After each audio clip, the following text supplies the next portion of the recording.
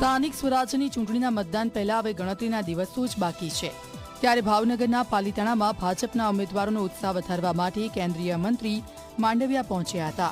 પ્રચારની સાથે કાર્યકર્તાઓમાં નવું જોમ ભરી વધુમાં વધુ બેઠકો જંગી બહુમતીથી જીતવા માટે મહેનત કરવાની અપીલ કરી હતી।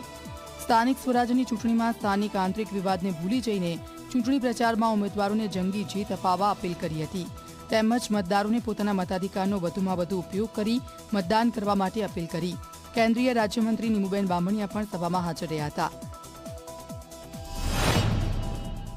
અને એના આધારે હું એટલું ચોક્કસ કહીશ કે સ્થાનિક સ્વરાજ્યની ચૂંટણી ભારતીય જનતા પાર્ટી ગુજરાતની અંદર જંગી બહુમતી સાથે તાલુકા પંચાયત, જિલ્લા પંચાયત અને નગરપાલિકાઓમાં પુનઃ વિજય થશે। ગામડાના લોકો, આગેવાનો ખૂબ મતદાન માટે ઉત્સુક છે।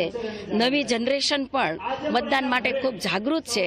પહેલો વોટ દેવા માટે પણ ઘણીવાર પોતાની સેલ્ફી લઈને એ પોતાના વોટ્સએપમાં મૂકતા હોય છે, ત્યારે ભારતીય જનતા પાર્ટીના સૌ આગેવાનોની મહેનતથી ખૂબ મતદાન થશે એવી હું આશા પણ વ્યક્ત કરું છું।